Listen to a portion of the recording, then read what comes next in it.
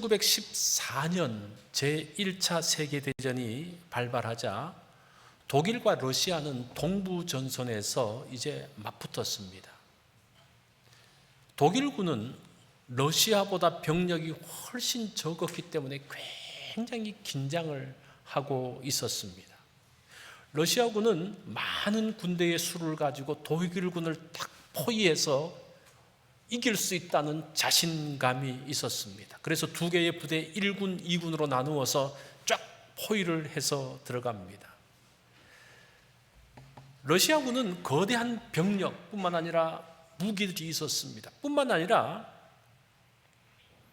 그 당시에 가지고 있었던 최신 기술, 그게 무엇이었는가 하니 무선 통신을 할 수 있는 기술을 가지고 있었습니다. 그게 처음 나왔는데 물론 독일군도 갖고 있었지만 이 큰 많은 군대를 하나로 하기 위한 무선이 있었습니다.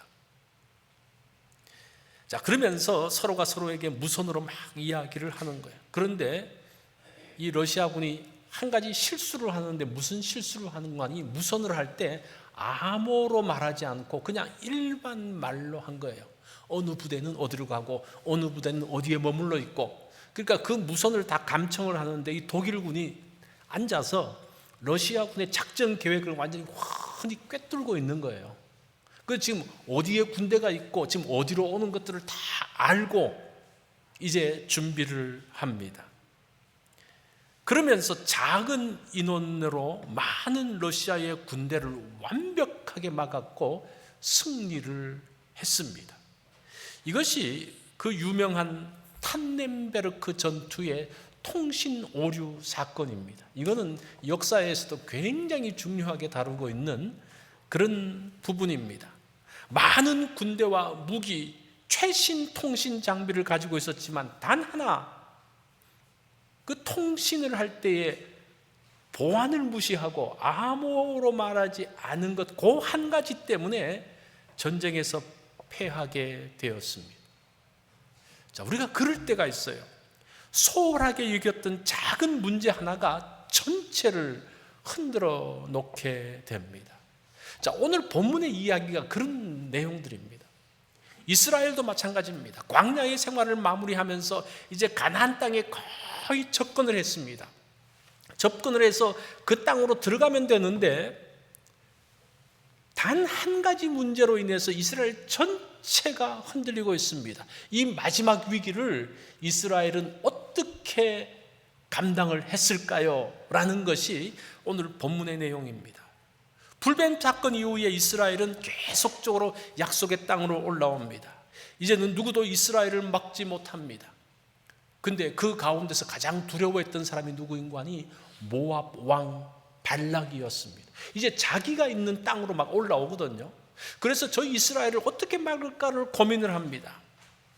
그래서 그 당시 유명한 선지자 발람 선지자를 부르게 되죠.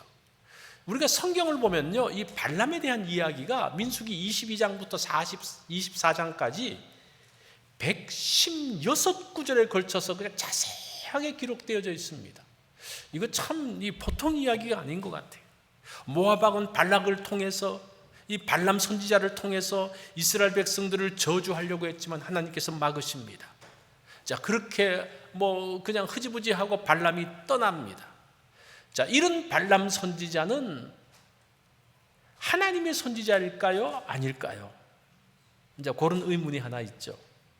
민수기 22장 18절을 보면 발람이 이렇게 말합니다. 여호와 내 하나님이 이스라엘 백성을 저주하지 말라고 그랬다고. 그래서 내가 저주할 수 없다고. 그러면서 스스로 여호와 내 하나님이라고 말합니다. 그런데 재밌는 게 이 발람이라는 이름의 뜻이 무엇인가 하니 발 그러면 아니다라는 말이에요. 암이라 그러면 백성이라는 말이거든요. 사실 이 이름은 뭔가 하니 하나님의 백성이 아니다라는 그런 말이에요. 참 재밌죠. 벌써 발람 선지자라는 그 인물이 등장하면서 이 사람이 하나님의 말씀을 듣고 또 하나님의 말씀대로 따르는 것 같지만 뭐라고 말하는 거예요? 이 사람은 하나님의 백성이 아니야 라는 것을 성경은 딱 전제해놓고 이야기를 하고 있습니다. 이 사람에 대한 평가가 민수기 31장 6절에 나옵니다. 이렇게 나와요. 보라, 이들이 발람의 꾀를 쫓아 이스라엘 자손으로 부올의 사건에서 여호와 앞에 범죄하게 하여 여호와의 회중에 연병이 일어나게 하였느니라.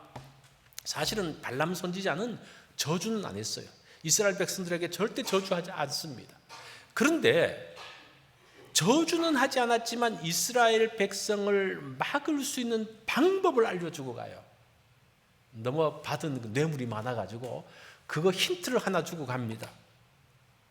그리고 이런 발람은 나중에 미디안 왕들과 함께 이스라엘의 칼에 의해서 죽임을 당하죠. 그게 민수기 31장 8절에 나오는 내용입니다.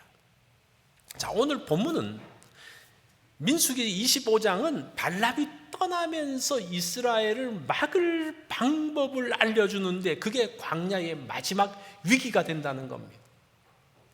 이 문제는 약속의 땅에 들어가서도 계속적으로 위험으로 나타납니다. 결국은 이 문제 때문에 이스라엘이 망하게 되어져요. 그래서 오늘 우리가 듣는 이 본문의 내용은 지금 이스라엘 백성, 가나안 땅으로 올라가는 이스라엘 백성들에게도 중요한 말이지만 뿐만 아니라 그 가나안 땅에 들어가서 있었던 그 이스라엘 백성들이 멸망하지 않고 있을 수 있는 그 방법이에요. 그걸 못함으로 인해서 나중에 아수르에 의해서 바벨론에 의해서 멸망당하게 되는데 그 문제예요. 이것은 현대를 사는 우리 신앙인들에게도 계속 다가오는 문제입니다. 자, 그렇기 때문에 오늘 우리가 이 말씀에 한번 귀를 잘 기울이고 이 말씀을 안다면 우리의 인생길에서 실족하지 않고 넘어지지 않게 됩니다. 자, 그러면 이스라엘이 가져왔던 마지막 위험은 무엇일까요? 그게 두 개의 사건으로 나오는데, 하나처럼 보이는데 두 개의 사건으로 나오는데, 첫 번째는 바알 부올의 사건입니다. 이스라엘 백성들이 어떻게 합니까? 하나님께서 에돔을 돌아서 홍해까지 내려갔다가 올라오잖아요. 그 지난주에 내용이 그거잖아요. 홍해까지 쭉 내려갔다가 거기서 세렛골짜기를 갔다가 나할리엘, 비스가, 이제 그런 내용들, 지명들. 제가 요즘 AI를 가지고 노래를 만드는데 그 노래를 딱 들으면요 성경 말씀이 막 생각이 나요. 그래서 이런 제가 그 노래에 이런 그 지명들을 다 넣어놨거든요. 지명들을 설명하면서 다 넣어놨는데 이 지명들이 잘 잊어먹지가 않더라고요. 아무튼 자, 그런 가운데 있었습니다. 그러면서 위로 올라오면서 시딤이라는 곳에 머물게 되어지는데, 우리가 지난주에 나왔던 지명들은 모압 땅의 남쪽의 지명이라면 시딤은 모압 땅의 북쪽의 지명입니다. 우리가 좀 더 쉽게 이해하려고 그러면 모압 땅의 남쪽은 사해바다 아래쪽이라고 생각하면 돼요. 근데 그러면 쉽게 이해가 됩니다. 시딤이라고 하면 사해바다의 위쪽이라고 생각을 하면 됩니다. 그러니까 사해바다 옆으로 쭉 나와 있는 게 모압 땅입니다. 자, 1절을 보니까 이스라엘이 시딤에 머물러 있더니 그 백성이 모압 여자들과 음행하기 시작하니라고 말합니다. 발람 사건 이후에 이스라엘 백성들이 시딤에 머물러 있습니다. 여기서 머물러 있다는 말이 한글 성경은 잠깐 머물렀다 가는 걸로 말하는데 사실은 히브리어 성경을 보면요 거주했다라는 그런 말이에요. 이 시딤이라는 곳이 아르논 강으로 계속 이어지는 지류가 있고 물도 많고 그래서 그들이 거주하기에 좋았어요. 그래서 이스라엘 백성들이 가다가 그 땅에 잠깐 머물고 가야 되는데 계속적으로 거주하면서 있었던 상황이라는 겁니다. 그때 계속 거주하니까 모압의 여인들이 와가지고 이스라엘 백성들을 초대를 합니다. 그 여인들은 누군가 하니 바알 신전의 여사제들입니다. 여사제들이 와가지고 전도를 하는 거예요. 우리 한번 바알 신전에 이 다른 땅에 왔는데 한번 우리 신전에 와서 한번 제사 드리는 거 한번 구경하라고. 자, 그러면서 그 이스라엘의 집한 남자들 여러 사람이 그 여자들을 따라서 바알 신전의 제사에 참석하게 된 거예요. 거기서 바알의 신에게 절하고 또 신전의 여인들과 음행을 하게 됩니다. 이 바알의 제사는 음행이 포함되어진 제사입니다. 이 바알 신전의 음행은 단순한 음행이 아니고 종교 행사 가운데, 이 예배 순서 가운데 있는 게 하나의 음행인 거예요. 이 바알의 신화를 보면요, 바알은 농사의 신으로 비를 관장하는 신입니다. 그래서 바알이 비를 뿌리고 하는, 그래서 그 가나안 땅에서는 바알이 굉장히 중요해요. 그래서 성경에서 이후로 바알에 대한 이름이 굉장히 많이 나옵니다. 자, 이런 바알을 노리는 신이 있는데 모트라는 신이 있었어요. 이 모트는 죽음의 신이고 가뭄의 신인데, 모트가 바알을 잡아서 죽이고 자기가 있는 지하로 내려오게 됩니다. 이 바알이 죽으니까 그 다음부터 그 땅이 어떻게 됩니까? 비를 내리지 못하는 거예요. 비를 내리지 못하는데 아나트라는 바알의 누이가, 이 아나트는 여신인데 전쟁과 사랑의 여신입니다. 얼마나 전쟁을 잘하는지 몰라요. 그래서 바알을 죽인 모트에게 내려가서 모트를 죽이고 바알을 데리고 옵니다. 데리고 오면서 다시 바알을 살리는 거예요. 살리면서 다시 비를 뿌리게 하는 것이 하나의 바알의 신화였습니다. 그 당시에 그 사람들은, 가나안 사람들은 신들의 성적인 결합을 통해서 농사가 풍요하게 된다고 생각을 하면서 그런 행동들을 하고 있었던 겁니다. 자, 이런 내용들이 그 바알 제사에 묻어 있는데 이스라엘 백성들은 그 내용이 뭔지도 모르고 아무런 생각도 없이 그냥 바알 제사에 따라간 거예요. 가다 보니까 순서로 이렇게 하고 2부 순서로 넘어가면서 그냥 음행도 하고 쭉 하면서 자기도 모르는 사이에 그냥 쭉 하면서 음행하는 자리까지 들어가게 되어진 겁니다. 이것은 도덕적으로 잘못된 행위뿐만 아니라 영적으로까지 심각한 행위가 되어졌습니다. 그런데 그 가나안 사람들은 이렇게 하는 것이 비를 내리게 하는 농경 사회에서 있어야 될 일이라고 생각을 했던 거예요. 이게 이제 가나안의 모습이라는 겁니다. 어떤 분들이 이제 그러죠. 그 가나안 땅에 그 사람들을 다 죽이는 뭐 그런 일들을 하는데, 그 가나안 문화가 보면요, 다 성적인 문화예요. 그 숟가락 젓가락도 다 남녀의 성기를 따라서 다 만들어 놓았던 정말 엄청난, 그것에 대한 하나님의 심판들이 가나안 족속에 대한 심판이에요. 그것을 알지 못하고 그냥 사람들만 죽이는 그것만 생각해서는 안 되는 거죠. 그런 문화가 가나안 문화입니다. 근데 아무 생각도 없이 거기 따라갔다가 그 가운데 쑥 들어가 버린 것이 지금 바알 부올의 사건이라는 겁니다. 이런 모습을 보는 하나님께서 진노하십니다. 그리고 모세에게 명령하셔요. 4절에 보니까 여호와께서 모세에게 이르시되 백성의 수령들을 잡아서 태양을 향하여 여호와 앞에 목매어 달라. 그리하면 여호와의 진노가 이스라엘에게서 떠나리라. 백성의 수령을 잡아서 목매라는 겁니다. 언제? 태양을 향해서. 태양을 향해서라는 말이, 향하다는 말이 등지고라는 말이에요. 그러니까 다음 날 해가 뜰 때라는 말이죠. 일종의 그 시간을 말해주는 겁니다. 다음 날 해가 뜰 때에 백성의 수령들을 목매라. 이것이 바알 부올 사건입니다. 정확하게 말하면요, 부올에서, 부올이라는 땅에서 일어난 바알 숭배 사건이라는 말입니다. 바알 부올에서 이스라엘은 심각한 위기를 맞습니다. 외부의 적에 의해서가 아니라 자신을 지키지 못함으로 인해서 스스로 무너지는 상황이 되어졌습니다. 그것이 발람의 계획이었어요. 그래서 발람의 계획이 뭔가 하니, 하나님께서 이스라엘을 보호하시기 때문에 누구도 가서 이스라엘을 막지 못한다. 전쟁으로 막지 못한다.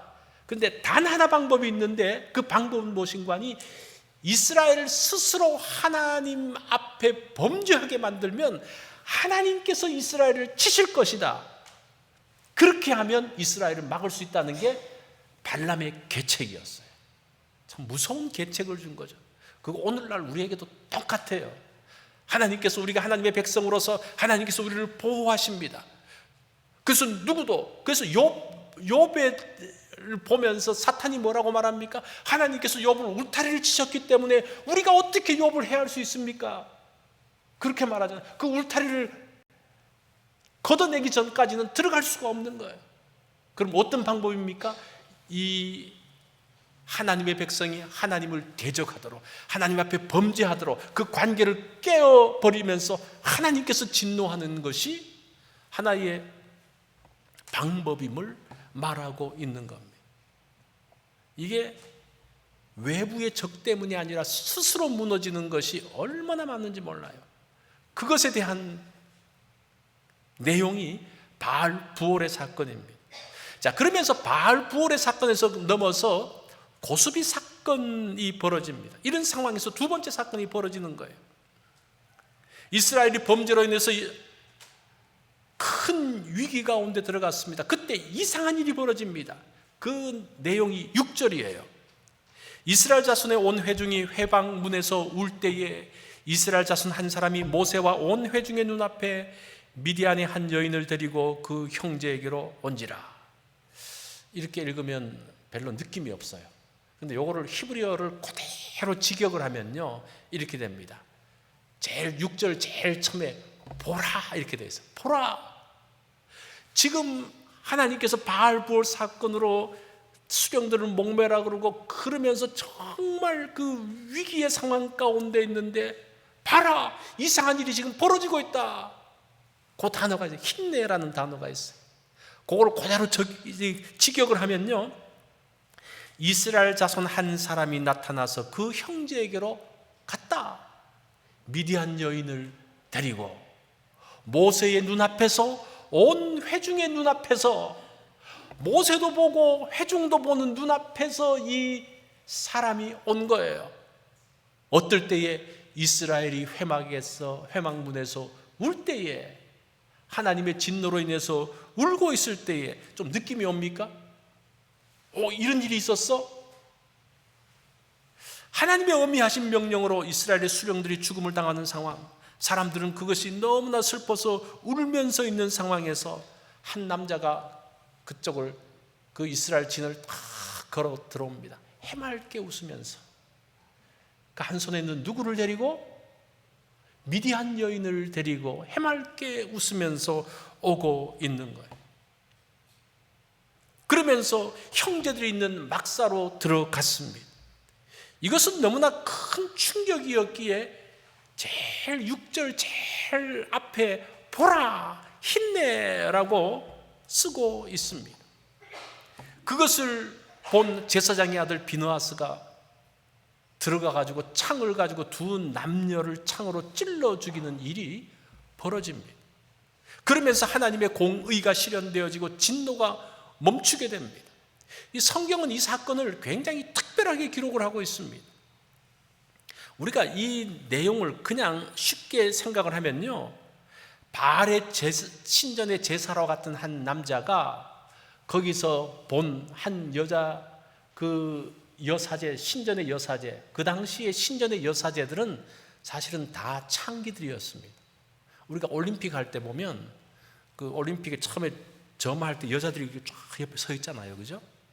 그 사람들이 지금은 뭐 그렇지는 않겠지만 원래 있었던 그 사람들이 신전의 창기였던 여자들이에요. 그러니까 우리가 보면서 너무나 거룩하고 멋있는 게, 그게 절대 아니에요. 그게 절대 아닌. 하여튼 뭐 더 이제 이야기가 옆으로 나가면 안 되고, 그냥 자신이 음행하기 위해서, 성적 욕구를 채우기 위해서 거기서 만난 그 여인 하나를 데려와 가지고 장막에 들어가서 뭐 못쓸 짓을 하는, 그게 아니라는 거예요. 지금 이 내용을 보면요, 이 고수비 사건이 굉장히 심각한 내용인데 두 남자와 여자의 이름을 14절과 15절에서 말해주고 있어요. 그 신분을 밝혀주는데 굉장히 그 신분이 특별합니다. 죽임을 당한 이스라엘 남자, 곧 미디안 여인과 함께 죽임을 당한 자의 이름은 시므리니, 살루의 아들이요 시므인인 조상 가문 중에 한 지도자며, 죽임을 당한 미디안 여인의 이름은 고스비니, 수르의 딸이라. 수르는 미디안 백성의 한 조상의 가문 수령이었더라. 지금 그 두 사람의 이름을 밝히는데 한 사람은 남자는 시므리고 여자는 고수비예요. 근데 이 두 사람들이 보통 사람이 아니고 시므리는 시므온 지파 지도자의 아들이에요. 이 고수비라는 여자는 미디안 백성의 수령의 딸이에요. 그러니까 귀족의 딸이에요.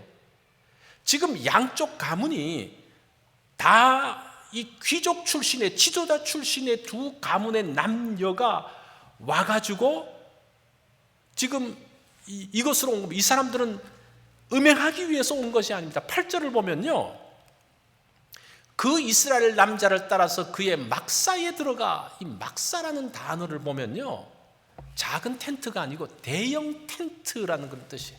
여기서 어떤 행사를 하기 위한 대형 텐트를 말합니다. 그러니까 이 두 남녀가 대형 텐트로 들어갔는데 누구에게로 들어갑니까? 형제에게로 들어가요. 형제, 친척, 그 형제로도 번역할 수 있고 친척으로도 번역할 수 있는데 형제와 친척이 있는 대형 텐트 안에 들어갔는데 이게 무엇인고 하니 결혼식의 장면을 보여주고 있는 겁니다.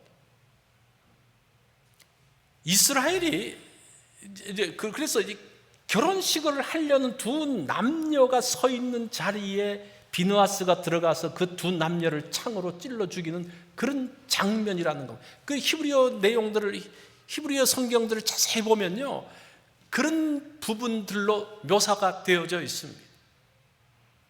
이스라엘이 시딤에 거주하면서 여러 가지 일들이 벌어지고 있습니다. 개인적인 일탈로 인해서 사람들이 바알의 신전에 가서 제사하면서 음행을 하는 그런 일들이 벌어지고, 거기에 살면서 거기에 여자를 만나고 이렇게 하면서 가문과 가문, 귀족 가문들이 지금 함께 모여가지고 서로가 뭘 하고 있습니까? 결혼하려고 하고 있는 거예요. 지금 이 가나안 땅에 들어와서 인맥이 중요하잖아요. 그 귀족 가문의 여자를 들여가지고 그 사람들과 함께 있으면 그 땅에 살기가 편안하지 않습니까? 지금 이런 엄청난 일이 벌어지는데 그 내용이 1절에 나와 있는, 그 사람들이 이스라엘이 시딤에 거주하려 하더니 그런 말이에요. 결혼은 남자와 여자 두 사람이 하는 게 아닙니다. 가문과 가문이 하는 거예요. 두 가문에 엮여진 친척과 친구들이 얼마나 많습니까? 거대한 덩어리가 지금 만나는 겁니다. 그러면서 서로가 서로에게 영향을 줍니다. 이들은 종교를 함께 합니다. 문화를 함께 합니다. 이 문화가 무엇인고 하니 사람들이 살아가는 방식이 문화예요. 지금 그 하나님께서 계속적으로 경계하는 게 무엇인고 하니 가나안 땅에 들어가서 그들이 섬기는 신을 섬기지 말라 그렇게 이야기해요. 그게 종교고 그 종교가 문화거든요. 그 종교가 사는 삶의 방식이거든요. 잘 보세요. 우리가 지금 기독교 문화권에서 사는 것하고 불교 문화권에서 사는 것하고 얼마나 다릅니까? 완전히 다릅니다. 삶의 방식이 달라요. 뭐 일 처리하는 방식이 달라요. 생각하는 방식이 달라요. 그래서 하나님께서는 하나님 백성의 방식으로, 하나님의 율법의 말씀의 방식으로 살 것을 말씀하고 있는데, 지금 들어가기도 전에 거기에 머물러 있으면서 가나안 삶의 방식으로 그 문화 가운데로 쑥 들어가고 있는 이스라엘을 발견하게 됩니다. 이제는 이스라엘이 더 이상 애굽으로 돌아가자는 말은 안 합니다. 이 이후로부터는 애굽으로 돌아가자는 말이 없어져요. 그런데 그 애굽에 대한 것을 다 지워낸 거죠. 그런데 이제 새로운 땅에서 새로운 위험이 다가오고 있는 것을 볼 수가 있습니다.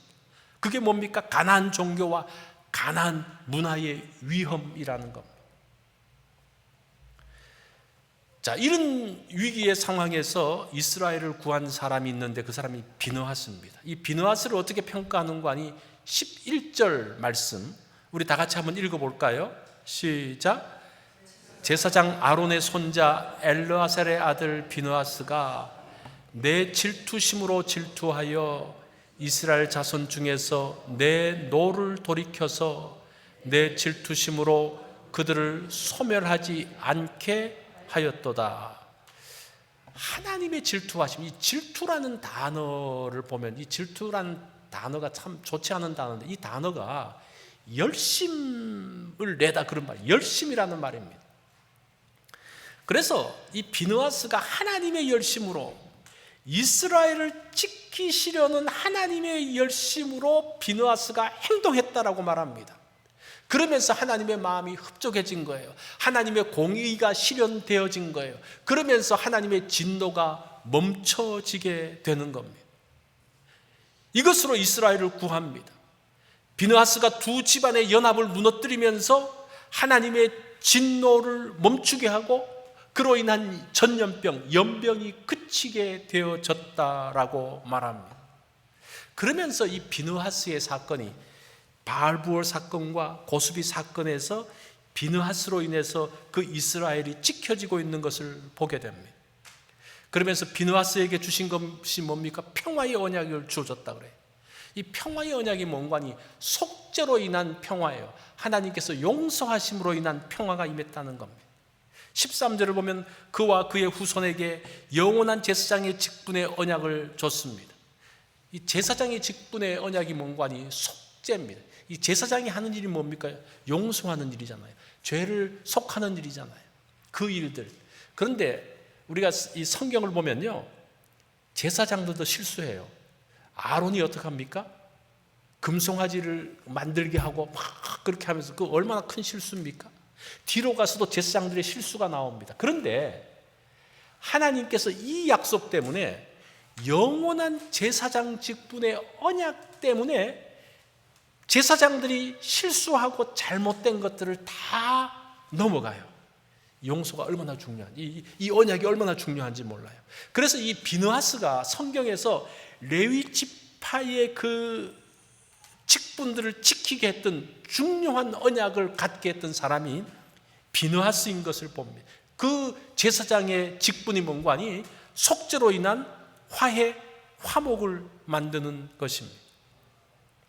자, 바알볼의 사건은 개인적인 일탈의 사건입니다. 고수비 사건은 한 개인을 넘어서 한 가문이 배교하는 심각한 사건입니다. 그렇게 되면 이스라엘 전체가 무너질 수 있습니다.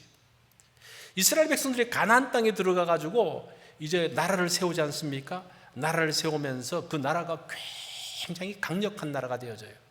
다윗과 솔로몬 때 보면 정말 그 지역의 맹주가 됩니다.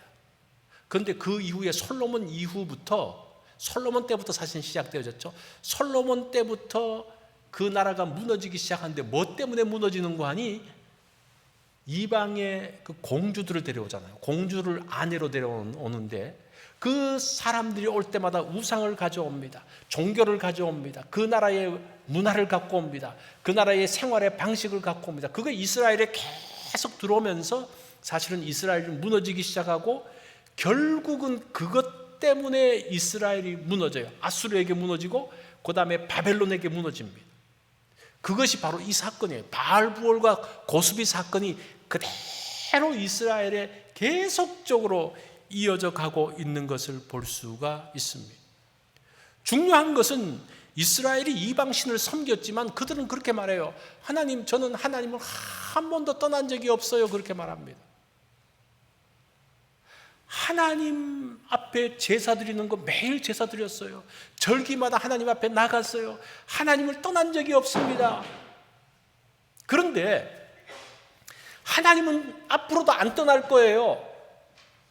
그런데 하나님을 섬길 뿐만 아니라 이 땅에서 살라 그러면 이 땅의 신도 섬겨야 됩니다. 그게 문제예요. 하나님 플러스 알파가 문제예요. 그런 이스라엘을 향해서 하나님께서 뭐라고 말씀하십니까? 이사야서라든지 그런 내용을 보면 너희가 성전 뜰만 밟았다고 이야기합니다. 너희의 재물을 받지 않겠다고 말씀하십니다.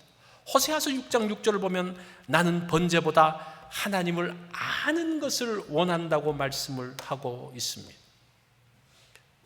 자, 오늘 제목이 광야의 마지막 위험인데, 사실은 이 제목을 좀 더 실제적으로 말하면요, 새로운 땅에서 새로운 위험이라는 제목이 조금 더 정확할 것 같아요.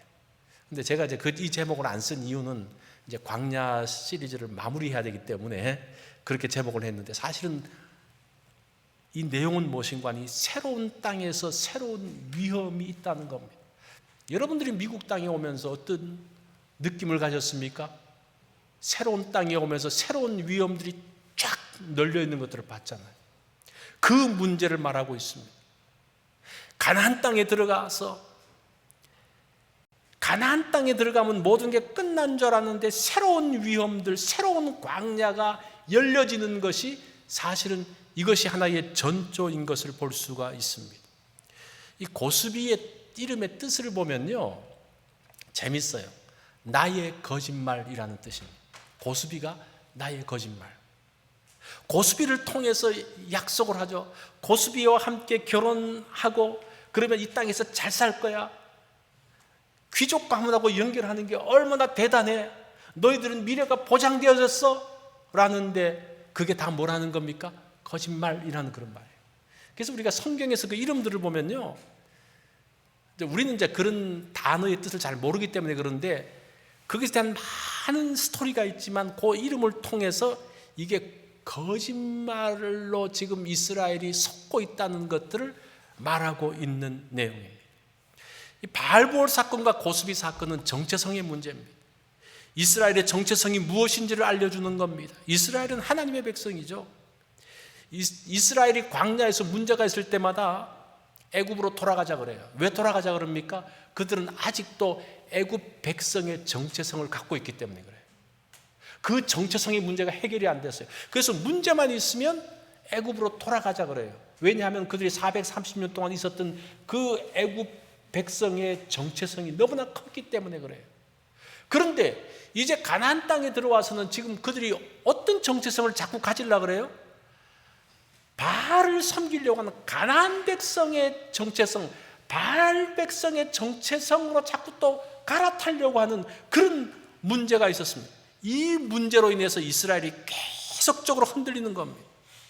그러면서 바알 신전을 기웃거리고 고수비에게 가까이 가려고 하는 일들이 벌어지는 겁니다. 오늘 이 광야 시리즈의 중요한 키워드가 무엇인가 하니 이 광야의 전체의 내용이 무엇인가 하니 너희는 어떤 정체성을 갖고 살아야 하느냐의 문제. 어떤 정체성? 누구로부터 도움을 받아야 되고 누구와 함께 살아야 되는지, 그게 이스라엘의 정체성이라는 겁니다.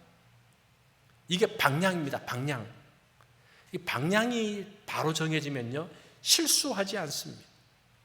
광야길을 가는 우리가 기억해야 될 것이 무엇인가 하니 내가 누구냐 겁니다. 우리 광야 시리즈를 마감하면서 여러분들은 내가 누구냐, 내가 어떤 정체성을 갖고 있느냐를 갖는 것이 가장 중요한 내용입니다. 그것만 알면 길을 잃지 않습니다. 그러면 하나님께서 준비하신 약속의 땅에 들어가는 겁니다. 오늘날 산다는 자체가 광야길을 가는 것처럼 힘들잖아요. 그때 우리를 지키는 것이 무엇인가 하니 나의 정체성을 기억하는 겁니다. 우리가 그것을 기억하면서 우리 광야 시리즈를 마무리하도록 하겠습니다.